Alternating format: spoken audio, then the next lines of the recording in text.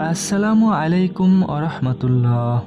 আপনি কি জানেন আমাদের জীবনের সময়, আমাদের হায়াত নির্ধারিত হলেও কিছু কাজ রয়েছে যা সেই হায়াতে অকল্যাণ ডেকে আনে। এমন কিছু গুনাহ আছে যা মানুষের জীবন থেকে বরকত উঠিয়ে নেয়, আয়ু কমিয়ে দেয়। নম্বর ১, আত্মীয়তার সম্পর্ক ছিন্ন করা। প্রিয় দর্শক, আল্লাহ তাআলা কোরআনে বারবার আত্মীয়তার সম্পর্ক রক্ষা করতে বলেছেন, কিন্তু আমরা অনেকেই অভিমান, অহংকার কিংবা স্বার্থের কারণে আত্মীয়দের সঙ্গে সম্পর্ক ছিন্ন করে ফেলি। রাসূল সাল্লাল্লাহু আলাইহি সাল্লাম বলেছেন, যে ব্যক্তি আত্মীয়তার সম্পর্ক বজায় রাখে, আল্লাহ তার হায়াত বৃদ্ধি করেন এবং তার রিজিকে বরকত দেন। অর্থাৎ উল্টোভাবে বললে, আত্মীয়তার সম্পর্ক ছিন্ন করলে হায়াত কমে যায়। নম্বর ২, অত্যাধিক গুনাহ ও অশ্লীলতার প্রসার। যখন কোনো সমাজে অশ্লীলতা, নগ্নতা, ব্যভিচার আর মদ্যপান বেড়ে যায়, তখন সে সমাজ আল্লাহর গজবে পতিত হয়।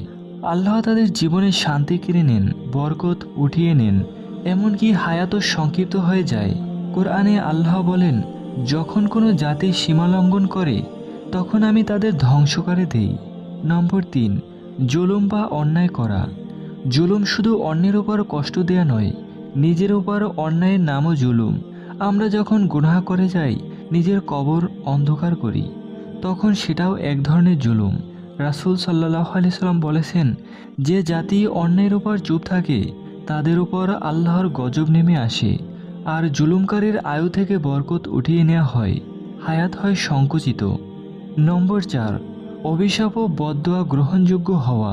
প্রিয় ভাই ও বোন, কখনো কোনো নির্যাতিত, নিপীড়িত মানুষের দোয়া যদি কারো বিরুদ্ধে হয়ে যায়, তাহলে সেই দোয়া সরাসরি আল্লাহর কাছে পৌঁছে যায়। রাসূল সাল্লাল্লাহু আলাইহি সাল্লাম বলেছেন, মজলুমের দোয়া ও আল্লাহর মাঝে কোনো পর্দা থাকে না। এই দোয়া মানুষের হায়াত কমিয়ে দিতে পারে। তাই কারো কষ্টের কারণ হয়ে ওঠা, বিশেষত বাবা মা বা অসহায়ের বদদোয়া নেওয়া খুব ভয়ানক পরিণতির দিকে নিয়ে যেতে পারে। প্রিয় ভাই ও বোনেরা, আমরা যদি চাই হায়াত দীর্ঘ হোক, বরকতময় হোক, তাহলে আমাদের গুনাহ থেকে ফিরে আসতে হবে, আত্মীয়তার সম্পর্ক ঠিক রাখতে হবে, অন্যায় বর্জন করতে হবে, আর নিজেকে সংশোধন করতে হবে। আল্লাহ তাআলার কাছে বেশি বেশি ক্ষমা চাইতে হবে। আসুন আজ থেকেই একটুখানি বদলাই। হায়াত আমাদের হাতে নেই, কিন্তু হায়াতে বরকত আনার আমল তো করতে পারি।